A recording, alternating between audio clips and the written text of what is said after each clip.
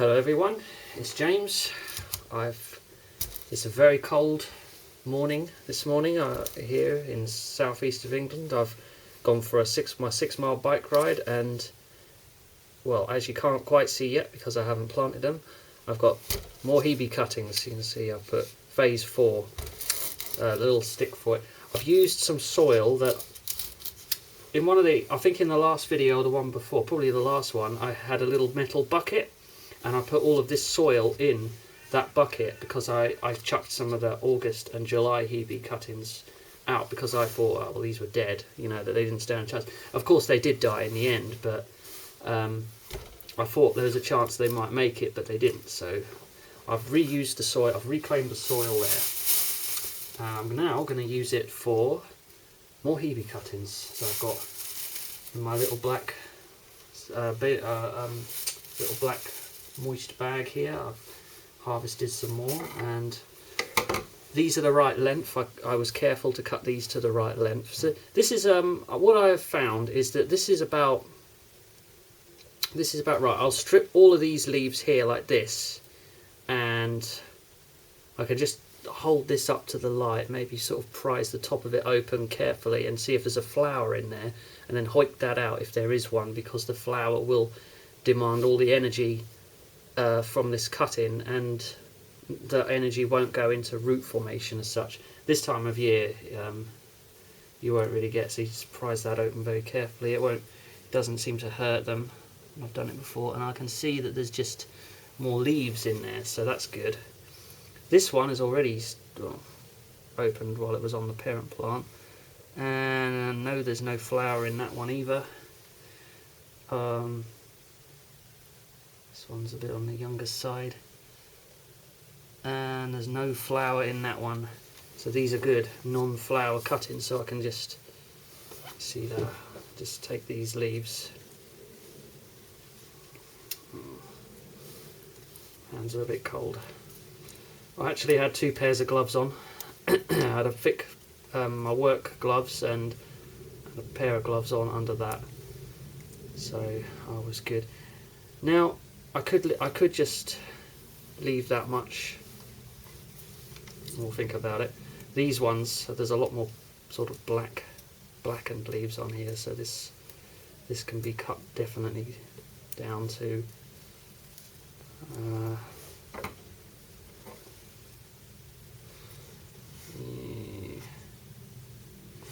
might just halves. There we go. So that's cut in half. It's a nice long stem. That's fine.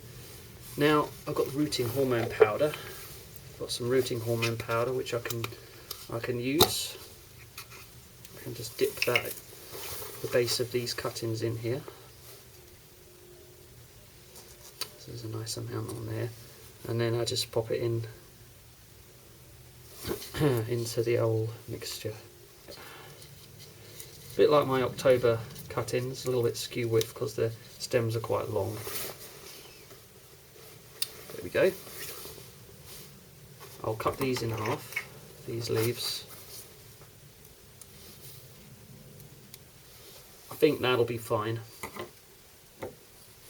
because they're in very moist propagation boxes, and they shouldn't lose much moisture really. That one looks good. There's a little bit of a few stones in these pots, so I think that's just more for decoration really. I'm not too concerned. I'll still put some in, just keep it looking nice. This one. Get the hole in there. There we go. Got these lower leaves. These were all frosty. When I took these cuttings, it was a very cold day. I had to do it though. I had to keep up. There we go. Rooting powder in.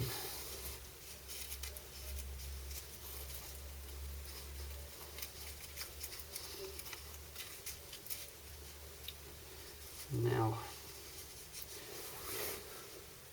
irrigation box.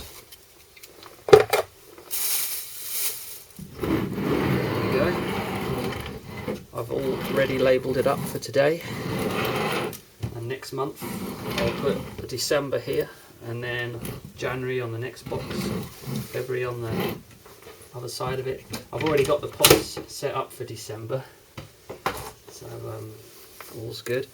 Put these in here. Now I'll take you outside and I'll show you all of the others, the new little setup that I've got for this month. And onwards, of course. And here is the Avery, current Avery setup. Here is the new little propagator for the Hebe. Well, this I'm calling the Hebe house. Here we are. Sorry about that.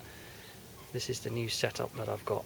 As you can see, they're all babies at the moment. That up there is for when they're older. There's another shelf the same size as them, and there's a big shelf up there for the big plants, which will probably be those upper shelf units when they're older, next spring maybe. And then the cut-ins that I take next year will be down there, and those will just get pushed along. The cut-ins I've just demonstrated on taking, there they are. And I'll put December next to it. They're the first. This is the first month where I'm taking free, just free. So next month I'll get free on the left side there, and then January and February is boxed there, and then for March and April, I don't know. I'm going to have to probably push the July ones. I'm going to have to take those July ones out of the box and put them up. See how they deal with it. I might have to put them in some kind of little, I don't know, I'll figure it out. But anyway, that's the Hebe house. Great little setup. I've also taken, hang on, I've also moved, remember the big Globosa Buddleia Globosa? I have moved him out, and I've now planted him in his permanent spot. There's the Globosa. Just a little bit of the top left that's still nice and green, the rest's still dying off, but it's sending out side shoots. Hope it survives. I mean, it looks a bit sad at the moment with the brown leaves, but I think that's just the way they go during the frosts. But yes, these are flowering, these little yellow things. Make this close. There we are. They're now nice and warm. Well, no they're not, but they're much warmer than they would be if they were out here like these guys.